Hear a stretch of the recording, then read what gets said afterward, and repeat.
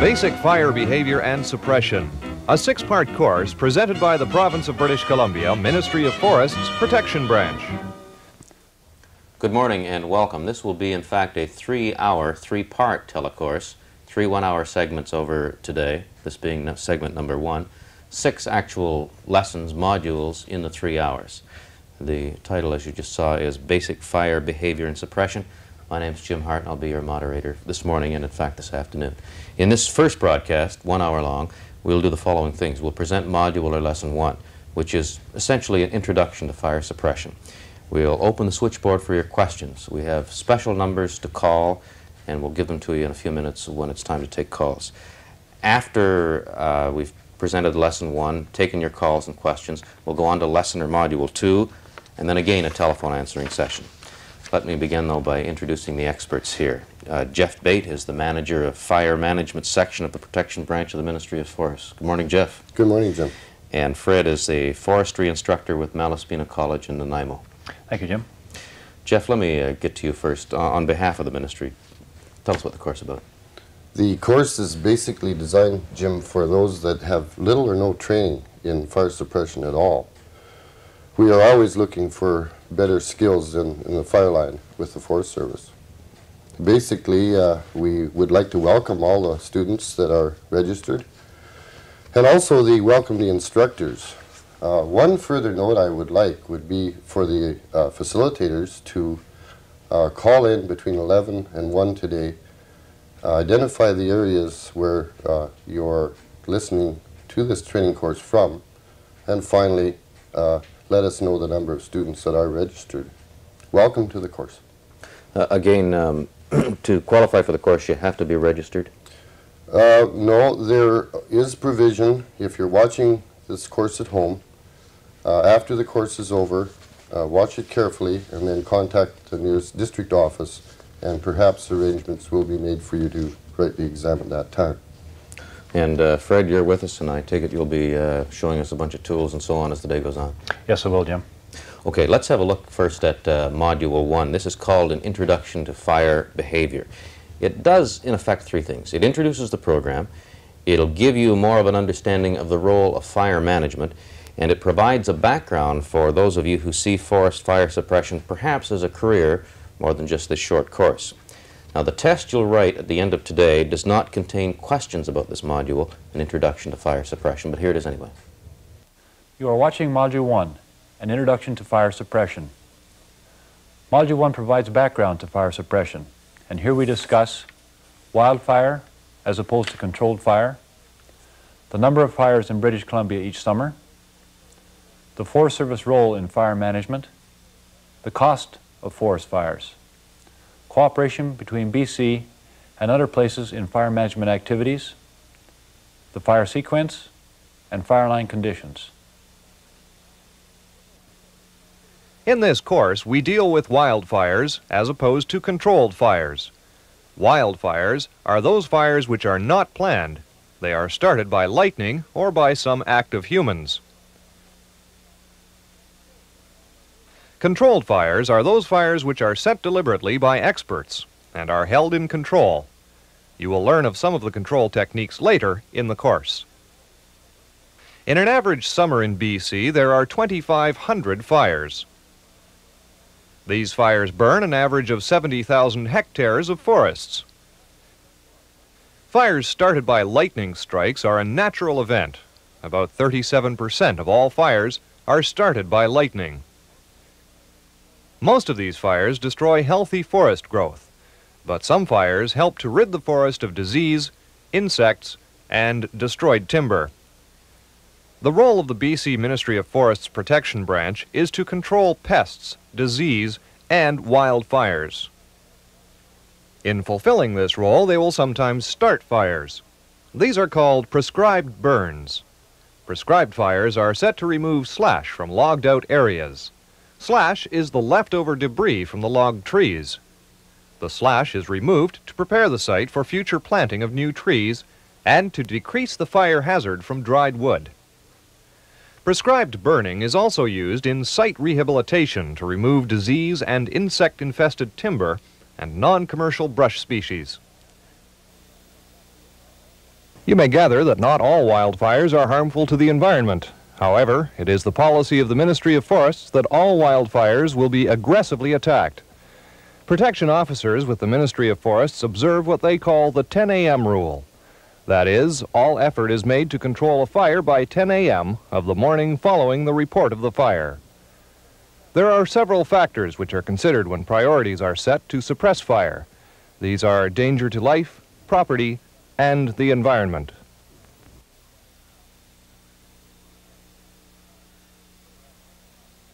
Some of the large fires cost millions of dollars to suppress. In addition, there is the value of lost timber, injury to humans. There are deflated land values. There is erosion of the soil, loss of recreation land, loss to wildlife. There are losses in work camps, equipment, bridges, and such like. There are losses in trade, commerce, communications, and transportation. There is the inconvenience and cost to people who have to be evacuated. The majority of wildfires are caused by humans and their industry. Humans cause fires by accident when they drop lighted cigarettes and matches, when they fail to extinguish campfires, and when they fail to contain fires lit during a burning permit. Humans, through their industry, cause fires by sparks from power saw exhausts, friction from logging cables, welding and cutting of metals, and from railroad operations. As you may guess, the problem of forest fires is not confined to BC. The problem and its solutions are shared with other provinces and countries. Forest fire suppression training techniques are shared. Emergency firefighting crews are dispatched across borders to fight fires. Agreements are maintained through the Canadian Interagency Fire Centre. What is the sequence of events which brings the firefighter to the fire line? Well, first there is the detection of the fire.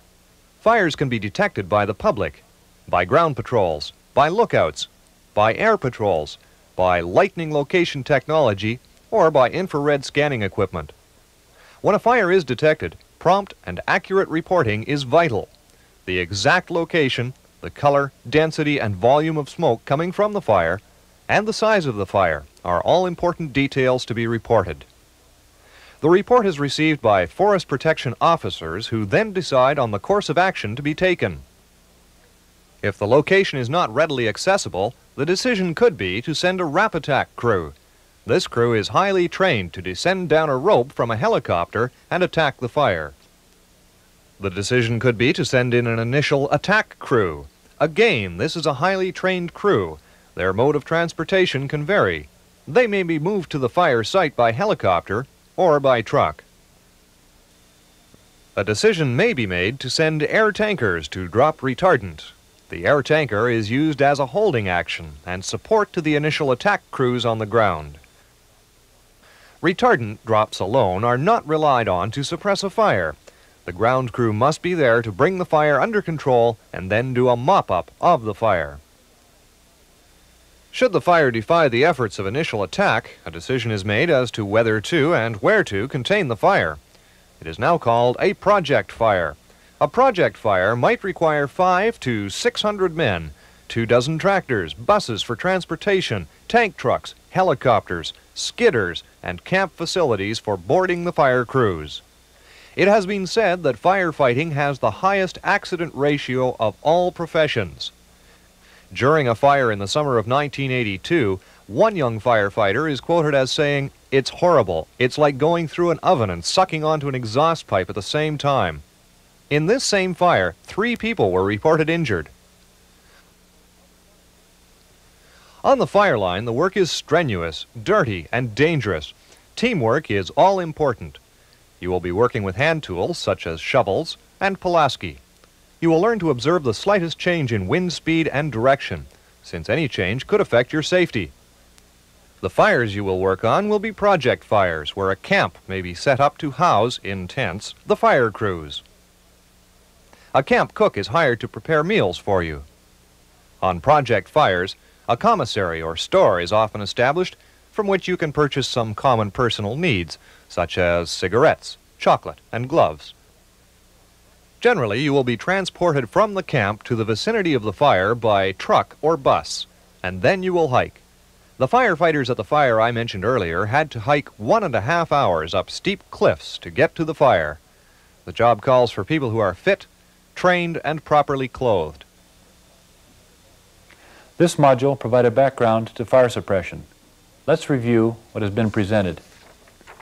The course provides training in the suppression of wildfires, and there are an average of 2,500 wildfires in BC every year. And about 63% of these fires are started through the actions of humans. Fire management decisions determine whether a fire will be suppressed or not. Many factors are considered in the cost of a wildfire. Some of these are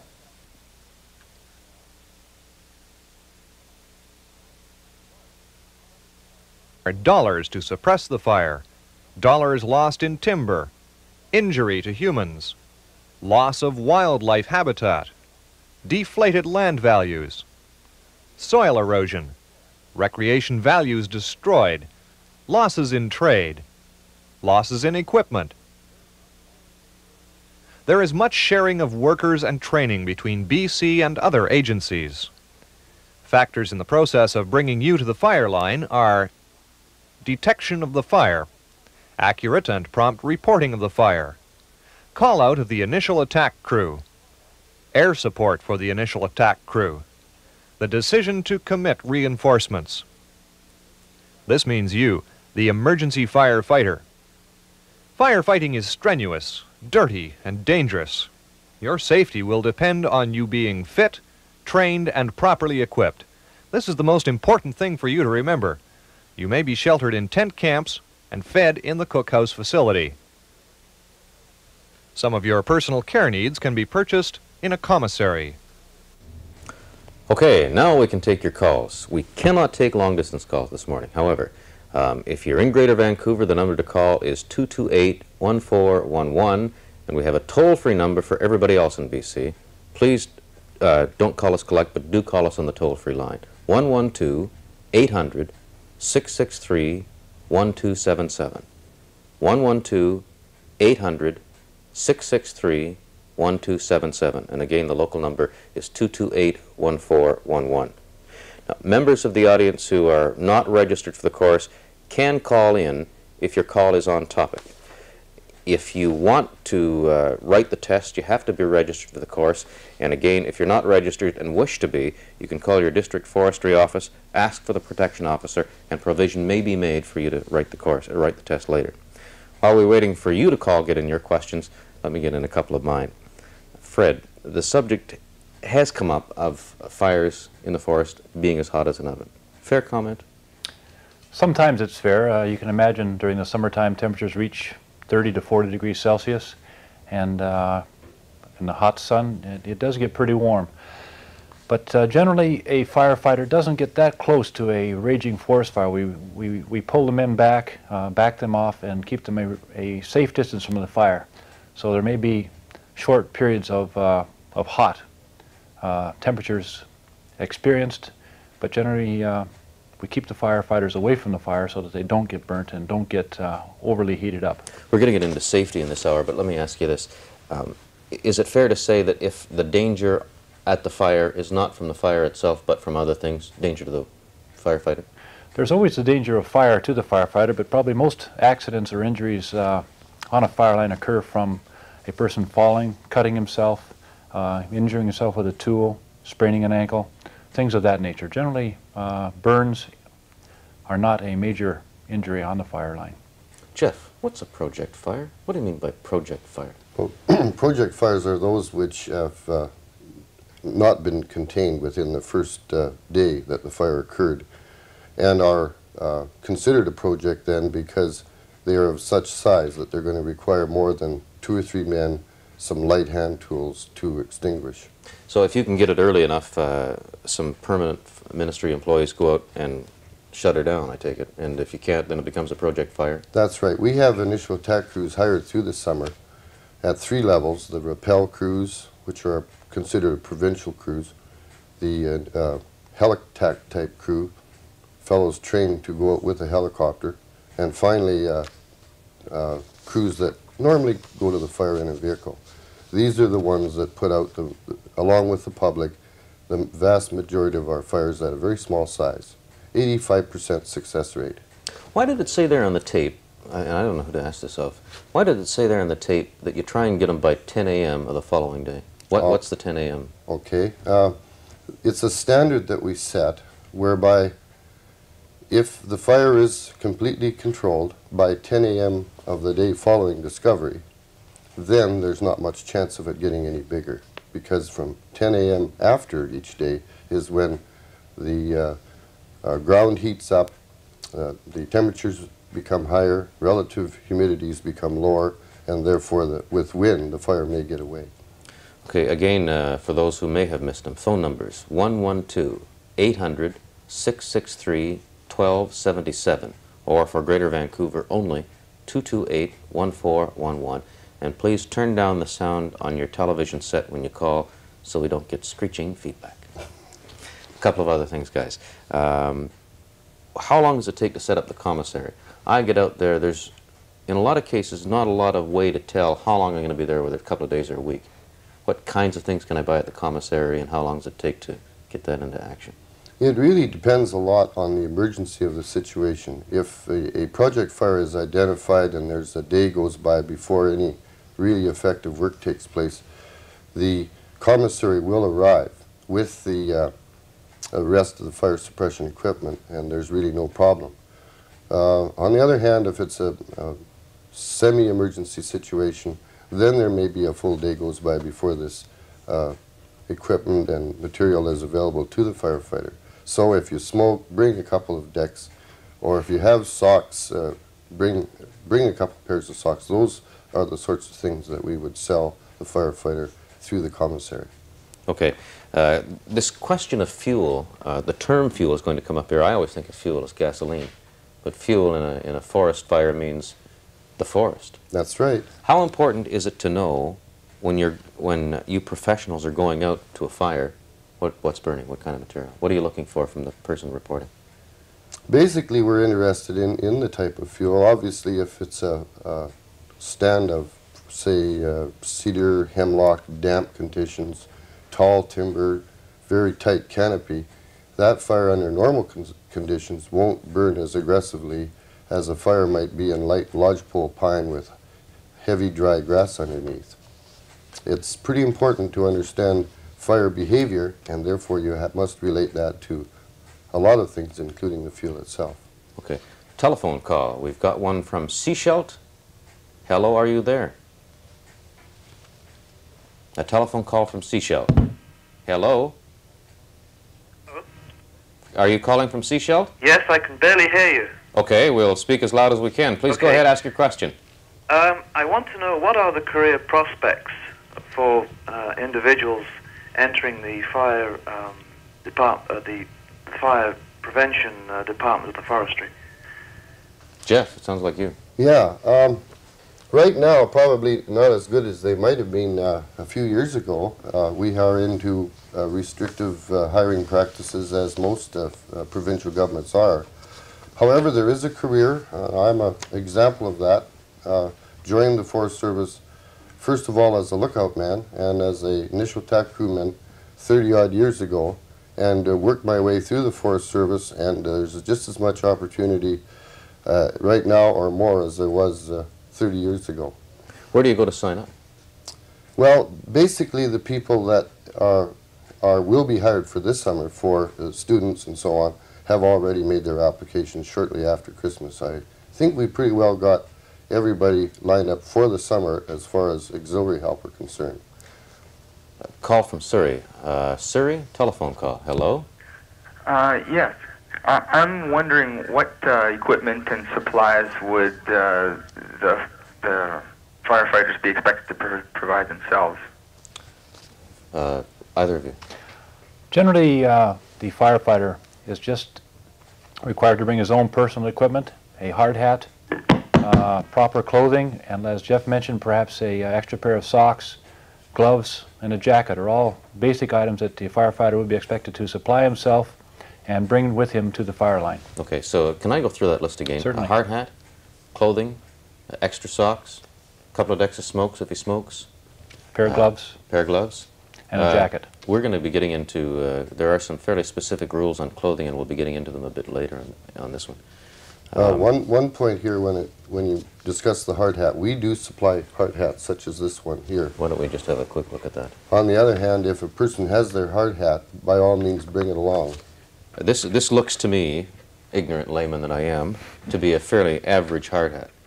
Fairly average. It doesn't conduct electricity. The band will adjust to every person's head, and it's a past the... It's plastic, is that okay? That's right. That's the strongest. They meet all standards, that type of hat. Some of the metal hats don't. The question of fire reporting. Are fire reports recorded on tape recorders? How do you get them, and where do they go? Okay. If a person was to find a fire, all you have to do is go to the nearest telephone and call Zenith 555. Just the number we've seen on the television. That's right. From there, the call goes to a answering service and then to one of 6 regional duty officers who are on deck 24 hours a day, 7 days a week. The information is then gathered at that point and then transferred to a district office where action might take place.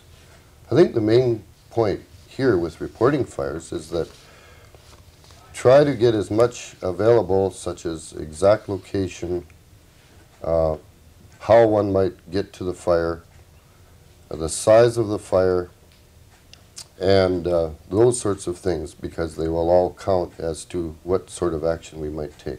Okay. Let's move on to Module 2, which is called Safety, a Personal Choice, and which is quite important. But I think we should impress upon you here that working and acting safely on the job is mandatory, although personal choice aspect can be compared to driving a car.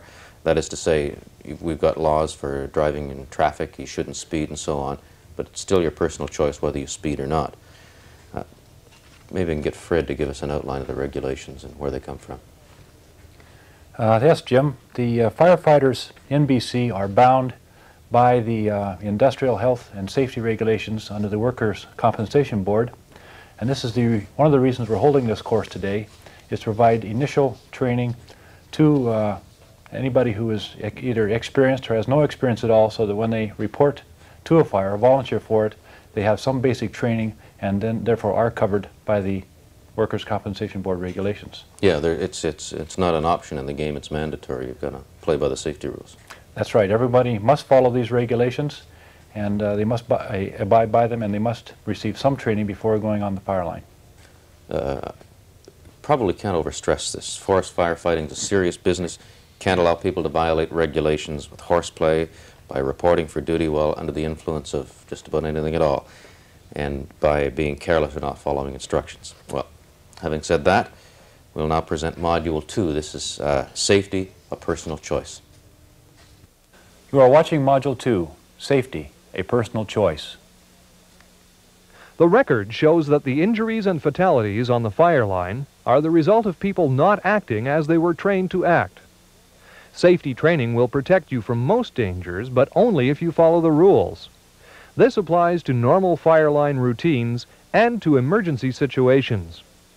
If you are inclined not to follow safety regulations, you may be lucky and may be dismissed by your straw boss before you endanger yourself and others. Working conditions on the fire line can be dangerous. A firefighter must be fit and capable, trained for the job and properly equipped. Training for this job is more than 50% safety training. Should you be injured, you suffer and your family suffers. But also, if your straw boss has to divert his crew's efforts from the fire to you, there will be an impact on the fire suppression effort. When you are fit, properly rested and nourished, and trained to be aware of the dangers, you will be alert. Being alert, you will be able to anticipate dangerous situations. You should avoid, whenever possible, working more than a 12-hour day. Be conscious of the need to drink at least 1 liter of water per day. Dehydration will sap your energy. As much as your physical fitness, your attitude towards the task and your ability to work as a member of a team is of vital importance. You will work, eat, and sleep within eye contact of your crewmates. You will be as responsible for the welfare of your crewmates as you are for yourself. The clothing you wear on the fire line will affect your safety on the fire line. The well-dressed firefighter will be wearing an orange hard hat of approved design, a long-sleeved cotton or flannelette shirt, long cotton or woolen pants without cuffs. The pant leg length should be on the short side, medium-heavy woolen socks, and a spare pair. You should give special consideration to your footwear, since a high percentage of accidents to personnel are the result of insecure footing. A pair of heavy work boots with 6 or 8-inch tops, completely laced, and composition soles, caulked logging boots, are excellent but not mandatory. A sturdy, warm jacket to wear at night, and a pair of industrial gloves. The gloves will not only save you from getting blisters, but may come in handy to ward off radiant heat. Avoid wearing synthetic clothing materials such as Dacron and nylon on the fire line. These materials aggravate injuries to the wearer if they catch fire. Communication on the fire line has to be simple and clear. Be sure that you understand the instructions that you receive, and be sure that information you give is understood. Otherwise, there could be risk to all. If you are assigned to work in the vicinity of heavy equipment, learn the communication signals first. Most accidents on the way to the fire line and on the fire line are the result of carelessness or neglect.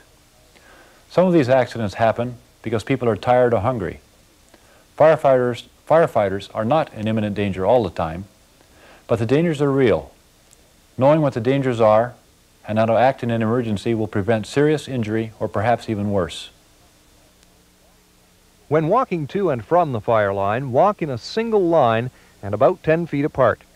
This avoids injury from people slipping and falling into the person behind and people getting branches of trees in the face. Keep up with your crew. Do not straggle. Work no closer than 10 feet apart to avoid being struck with a tool. Around tractors, when approaching a working machine, attract the operator's attention at a safe distance. Avoid working within a radius of 2 tree lengths of a working tractor, as it may dislodge trees and rocks on top of you. Do not work downhill from a tractor in case trees, rocks, or tractor fall on you. Avoid being caught in a retardant drop.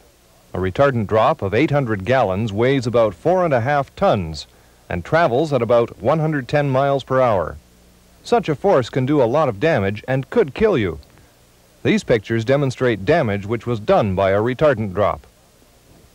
Avoid being caught in a retardant drop by running at right angles to the direction of the air tanker, which will drop the retardant. The drop path is about 500 feet wide.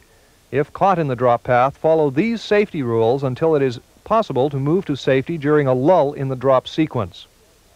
Do not stand up or attempt to run clear while the drop is being made. Lie face down with head towards the drop and with hard hat on. Hold tools away from the body behind you. Lie face down behind large rocks or heavy shrubs if available. Stay clear of large old trees, as broken limbs may cause injury. Take cover from loose dirt and rocks which may be thrown up by the force of the drop. Trees can be knocked down by the force of the drop. Whenever possible, lie in an open area. When the drop is completed and you get up off the ground, be careful of your footing, as the retardant material is extremely slippery. The retardant material should not hurt your skin and can be washed off with water as soon as water is available. Constant contact with your straw boss is vital. He has to maintain a head count. If you are not in contact, he may have to come looking for you.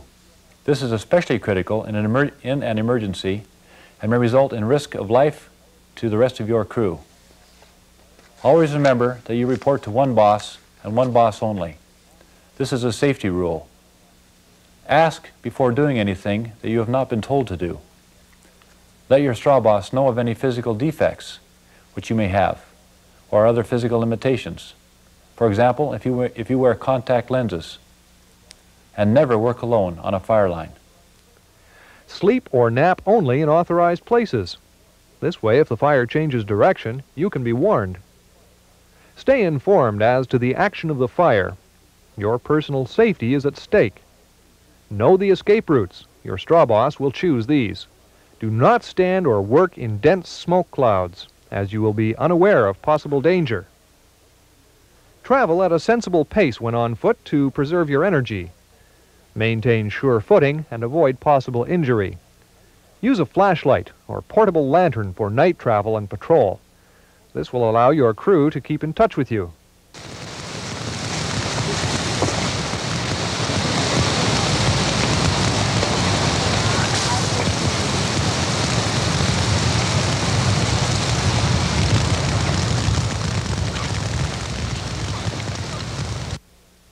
Learn to recognize the more dangerous features of forest fires. Some dangerous features are snags, hot spots, blow-ups, chimneys, candling, crowning, and escape fires. Snag. A snag is a dead tree, which is still standing. It is especially dangerous because it is dry. A snag may fall at any time, even without a fire. However, when a snag is on fire, it will burn fiercely. Sparks will be thrown, and pieces may break off and spread the fire. When passing a snag on fire, be on the alert. A spot fire is a fire which has developed away from the main fire, usually started by sparks from the main fire. If the spot fire is not suppressed or controlled, there could be a great danger to the crew. A hot spot is a particularly active part of a fire and creates problems of control. A hot spot can occur at any place, either on the main fire or spot fire. Blow-up. A blow-up is a sudden increase in fire intensity or rate of spread sufficient to disrupt existing suppression plans. Chimney. A chimney is a steep V-shaped gully which, when the forest cover is on fire, has the convection effect of a chimney and will spread the fire very quickly. Crowning is when the fire is in the tops or crowns of the trees, usually fanned by the wind. Crown fires will spread very rapidly and thus are very dangerous. Candling is the fast burning of the foliage on a bush or tree. There is great heat and danger of spread. When this spreads, it becomes a crown fire. An escape fire is one which has escaped from the fire line established to stop the main fire. It means that the fire line will have to be re-established at another location. Some of the danger signals you will watch for are open flame in light, fast-burning fuel, brisk burning of brush and small trees, smoke rising from heavy fuels such as logs, a change in the color of smoke from blue to brown or black, an increase in the density of smoke, spot fires ahead of the main fire, changing wind direction or increase in wind speed, dust devils. Swirling dust will warn you of this at times. Fire burning downhill from you. Flames may overtake you. Fire burning uphill from you. Roots burn out and trees and rocks slide and roll down the hill. Fast spread of fire in any direction. An eerie silence. Experienced forest firefighters talk of a lull or eerie silence and then a breakout of the fire. They attribute this to the humidity dropping. Another danger signal is the brisk burning period after the nighttime dampness has gone.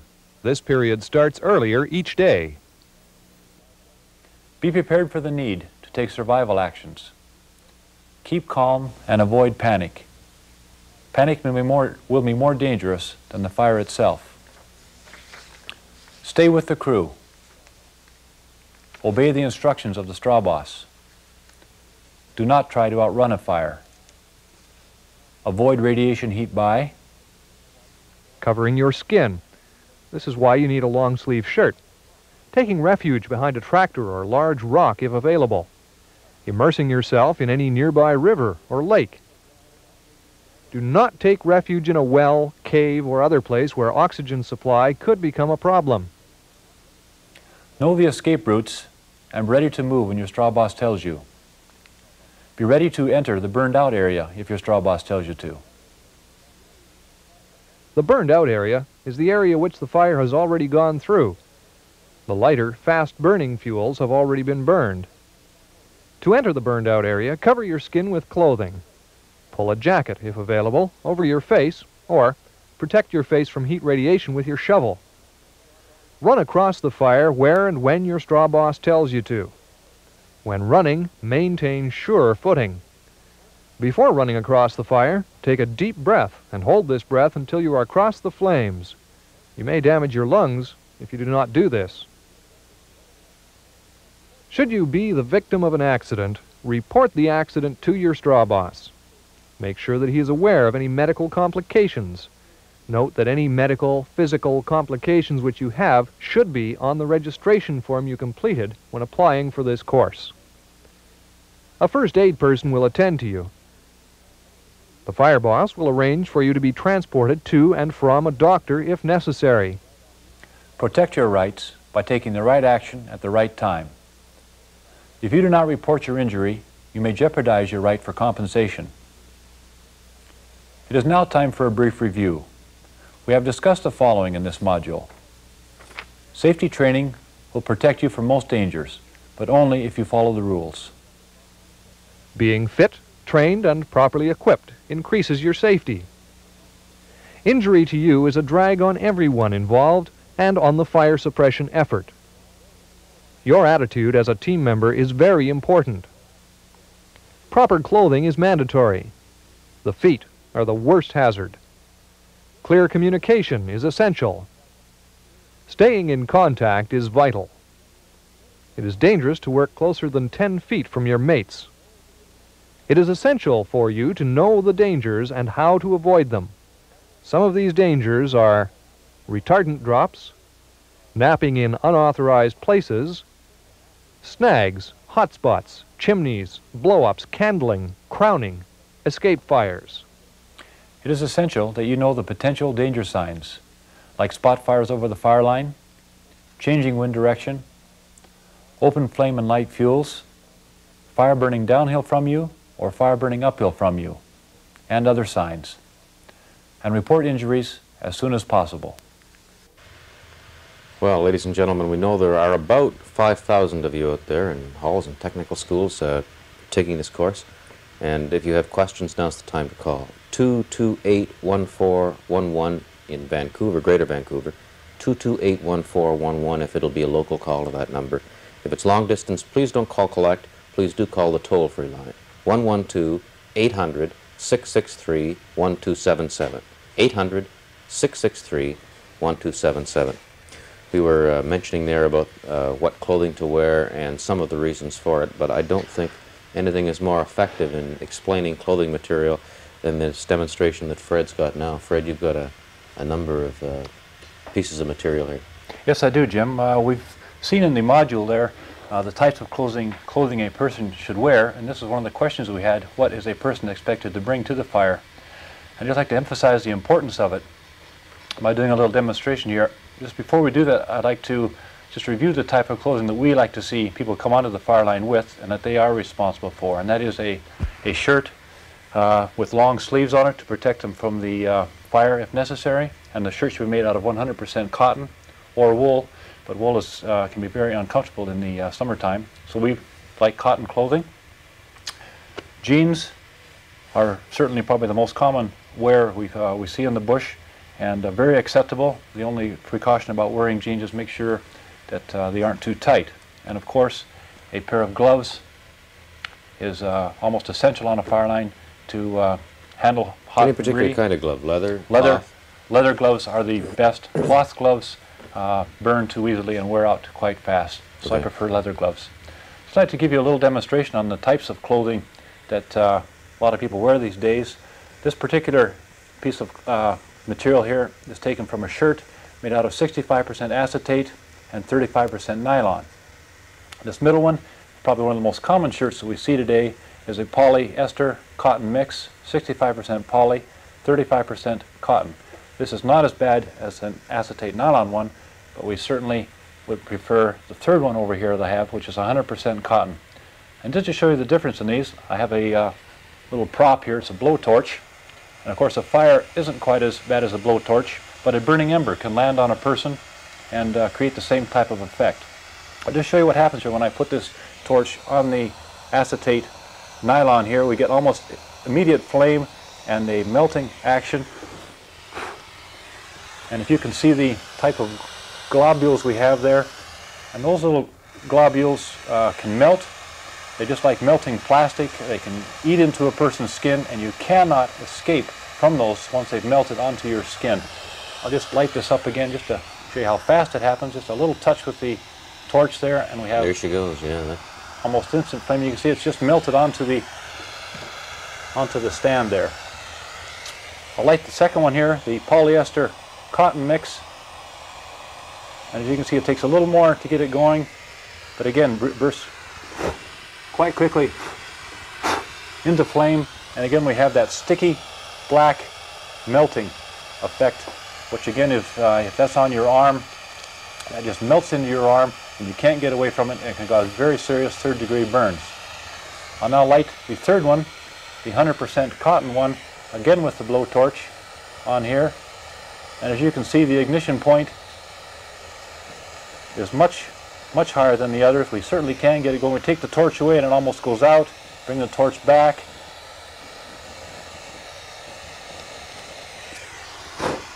And of course it will burn. But a person can put it out. It certainly will burn, even the cotton. Even the cotton will burn with extensive, but you can see there's no plastic melting type. You can touch it with your fingers and it is out. And of course, very easy to remove from your skin. If you do happen to have that on your, like your sleeve rolled down and a burning ember lands on it and can burn through it, you can very easily swat it out with your hand, extinguish the flame. Whereas with the other two, the polyester cotton mix or the acetate nylon mix, those just melt onto your arm and you cannot get them away, and they can cause very serious injury to you. So long sleeves, 100% cotton. Check the label at the back of the shirt, and you can recognize it because it's the kind that always needs ironing, right? That's right, Jim. They always need ironing, and sometimes they are a little difficult to find. Just to see how difficult it would be, I went to a store just last night, in fact, and I had to go through about 5 different shelves to find them, but I did find 2 shelves with 100% cotton shirts on them, and the price was very reasonable. One was for $10 and one was for just under $14. So they are available, and the prices are certainly not out of line, and they are the type of material that we would like to see people wear and they should wear on the fire line. Some telephone calls. We have at least 1, maybe 2 calls from Squamish. Hello, Squamish, are you there? Hello. Go ahead, sir, ask a question. I was wondering what you would do if you got separated from your crew. There's a good one. If you get separated from your crew, the best thing to do is to walk along the fire line, or if you're not sure which direction to go, to remain where you are, and as long as you're in a safe place away from the fire line, and your crew boss or your straw boss will come and find you. He will know that you're not there, and that is his responsibility to be sure he knows where you are all the time. And if you don't know where you are, believe me, he will find you. So just stay put. Okay. Could I add to that a bit? Yep, please. Go ahead, Jeff. I think the main thing here, of course, is that during the start of every work shift, the foreman or the straw boss will get together with the crew, and you will know your escape routes, you will know what the orders of the day might be, and you should always maintain visual contact with your buddy, whoever he may be on the line. In other words, if you're on the fire line, you should be able to see either side of you 2 people. You shouldn't get separated from your crew under those circumstances. The next thing is that you'll know your escape route, and if you do get separated in a panicky situation or an unusual situation, then go down the escape route that's been already identified. Another call from Squamish. Pay attention, dagnabbit. Isn't that the operative word out there? Another call from Squamish. Yeah, I was just wondering if you are compensated for injury. We certainly are. You're fully covered from the time that you're hired on as a firefighter under the Workers' Compensation Board, sponsored, of course, by the Ministry of Force.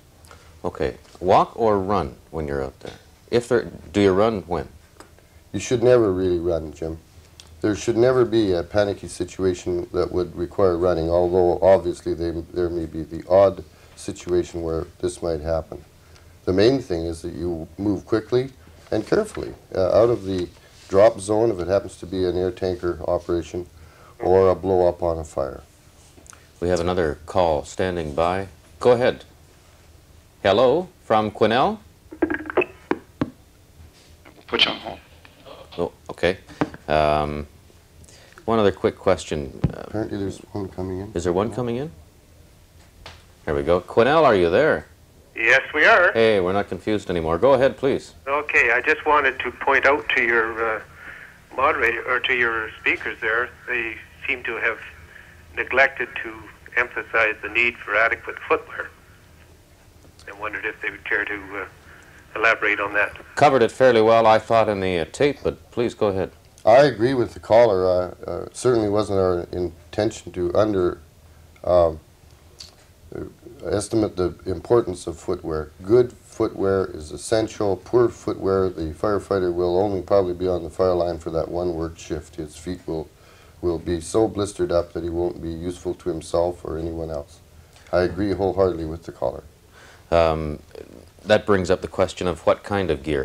In the module, there was the lace-up boot 6 or 8 inches above the ankle, fully laced. Are there any other kinds of acceptable gear, or are there any times in which conditions change and you need something else? Actually, probably the ideal foot gear for working in the bush itself is cork boots, as the loggers wear. They're not as good in firefighting simply because you're generally in and out of equipment, helicopters, and so on. So we prefer the Vibram sole, the lug sole, for general overall fire suppression work. Fred, how valuable is the guy out there? How important is he in the overall scheme of putting out that fire? Jim, the man on the ground, he is the most important man in the whole fireline organization. If you have a good man on the ground, a man that's well trained, you know that you can rely on him, you know he's going to take care of himself.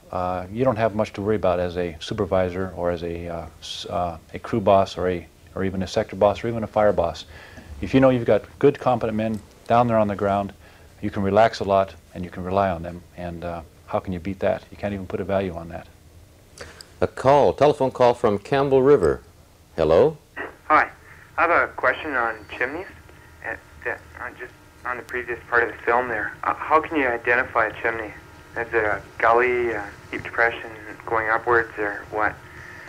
It would be a geographical formation, of course, with fuel, in this case probably trees, that would give you the same effect as it would in your fireplace at home, where the heat and the steepness of the ground would really allow the oxygen to flow in from the bottom, concentrate itself in an narrow area, add to the convection, which we'll deal with perhaps in more detail later on, and create a situation very similar to that you would have in your old fireplace at home. Okay? Another telephone call, this time from Kamloops. Hello? Hello. Go ahead, please. Yes, I'd like you to describe fully the dangers of contact lenses. Oh, there's a good one. That one got to my mind too, Fred. Yes, contact lenses are certainly an aid to the person on the fire. Many people rely on them very heavily. I guess probably one of the main problems with contact lenses on the fire line is smoke and dust. Many people their eyes are very sensitive, and if they get a particle of smoke, fly ash, or dust in their eye, it can become very irritable to them, and they may have to take the contact lens out and clean it. And of course on the fire line it's very difficult to clean a contact lens properly. And I think that is probably the worst danger or drawback of having contact lenses, is getting the debris in them. I don't wear them, so I'm as ignorant as anyone, but is there a different type? There are hard and soft contacts and so on. Is there any preferred type, or do they all come with the same risks? Again, I'm no expert in contact lenses either. I don't wear glasses myself. I know there are different kinds. There's one that fits completely over the eyeball that athletes wear, an athletic type that aren't knocked off as easily. And I imagine they would be the preferred type because, again, they have less chance of getting dust into the eye. Okay, the retardant's coming in. Planes are overhead. Where do I put my tools? Jeff, you want to handle that one? The main thing, of course, in the air tanker operation, there is a 2-minute warning that should always take place. The bird dog officer who is in charge of that operation. How will that warning come? Warbling sound from the bird dog plane, loud hailer system that we do like have. A siren? Yes, like a siren or a warbling action. And our bird dog aircraft are also equipped with a loud hailer system so that the bird dog can actually holler at you, if you will, from the aircraft. So you move well beyond the drop zone. The long-term retardant, as it hits the ground, won't cover the distances that was indicated in the module. But of course there's always the dangers of trees, snags and things falling down, which would actually increase the distance. That zone was it 500 feet on each side? I believe it was 300 to 500 feet. Plenty of width anyway. What's that so stuff you like? Have, excuse me, so you have a couple of minutes to move quickly out of that area, but carefully out of there as well. Pardon? What's the consistency? The module explained was quite slippery. Yes, it's slippery. Is it solid, liquid? It's a liquid in a very thick state, like partially warmed up molasses, perhaps a little bit thinner than that. Is it toxic or dangerous if I get close to it? No. There is some tendency to rust or corrode equipment, but certainly if people that work in it at our tanker bases all day, and if they have a shower that night, that's all that's necessary. We've got a call from Roberts Creek this time. Go ahead, please. Hi there. I just want to know about the use of goggles or air mask or something like this. Okay, goggles are very useful, but not necessarily required on the fire line itself. They do tend to, due to perspiration and so on, tend to become very uncomfortable, and therefore the fellows tend to get rid of them. We do use them, of course, for sharpening equipment at the fire camp and all those other things where there is an obvious reason to protect your eyes. Gas masks, fire equipment that firefighters use in structure fires, no, we do not expose our forest firefighters to those sorts of hazards. So there's no need for that sort of equipment. What happens in a case where I have to use an escape route, Fred? What's the procedure? Where do I go? How do I get back with a bunch if I get separated? Okay, your straw boss will point out to you the escape route you are to use in any type of emergency situation. He may point out, and will often point out, 2, sometimes even 3 escape routes, and which one to use if a particular emergency or flare-up occurs. As Jeff mentioned earlier, you're generally working in eye contact or voice contact with your buddy or 2 or 3 people along the line, and you should, say, move out of the area at the direction of your straw boss, or if the condition arises which he has described to you that requires you to move out of that area, and that is where you again marshal or come together and meet with your straw boss, and he will generally count heads, and he will ask you, listen, is your partner with you? And many times he will team you up with another person, so you're working together with a buddy system. And when you reach your safety point, you've gone through your escape route, you will gather together, and the straw boss will count your noses and make sure you're all together. Okay. A telephone call this time from Kamloops. Go ahead, please. Yeah. I was wondering if you could explain about the changing of the color of smoke. Can we do a trade-off here? Could you turn your sound down just a little bit lower as we explain that? Go ahead. I'll start off with that, and then we'll let maybe Jeff fill in a bit. Generally, the color of smoke is indicative of the type of fuels and also the intensity of the fire. A lighter white wispy smoke generally means light fuels or just the beginning of a fire. As a fire builds up in intensity, you certainly get a more volume in smoke, and it turns a darker color, a dark brown, kind of a milky color. It maybe resemble a cumulus cloud on or a thunderhead type. And as the smoke gets blacker and more intense, well, actually that is what happens. When a fire gets more intense, the smoke gets black. And my rule of thumb that I've used, if you see black smoke, back off, because there's nothing you can do with it, especially just a hand crew, when you see black smoke. So black, say the darker the smoke, generally the worse the fire and the worse the intensity and the greater the danger. Another telephone call. This one is from Vernon. Please ask your question. Yes.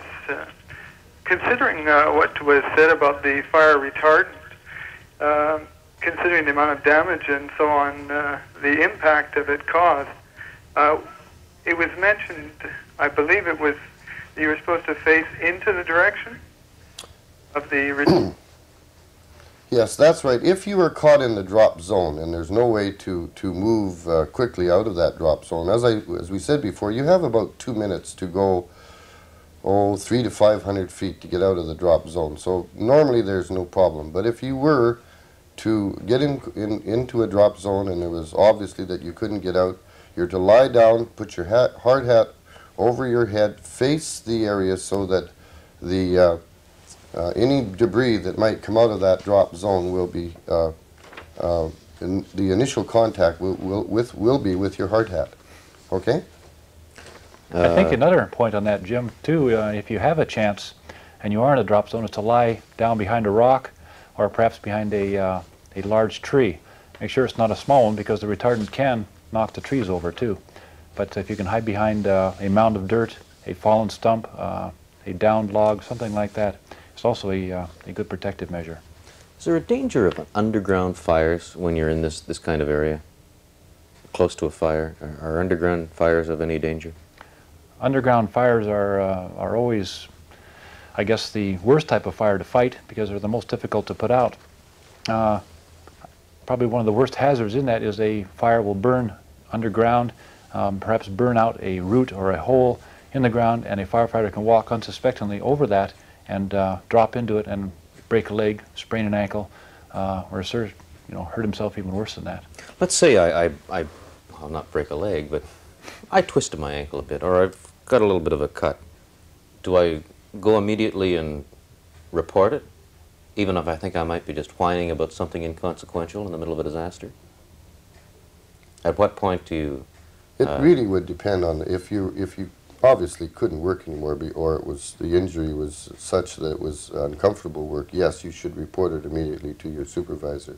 If it's a scratch, for instance, and those are quite common on the fire line, not bothering you too much, you perhaps would wait till the end of that work shift and then you would report it. The point here is that we need all incidents, minor scrapes reported, because it might eventually develop into infection or require medical treatment. So it's important for the worker himself to protect himself, to report that accident.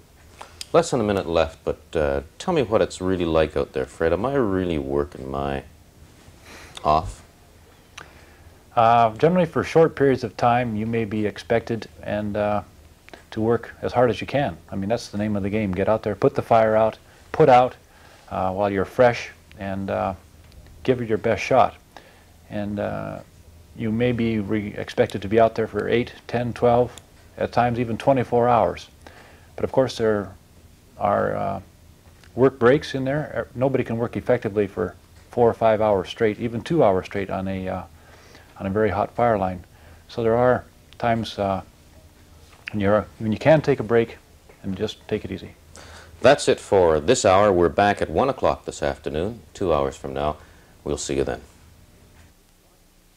You have been watching the program Basic Fire Behavior and Suppression.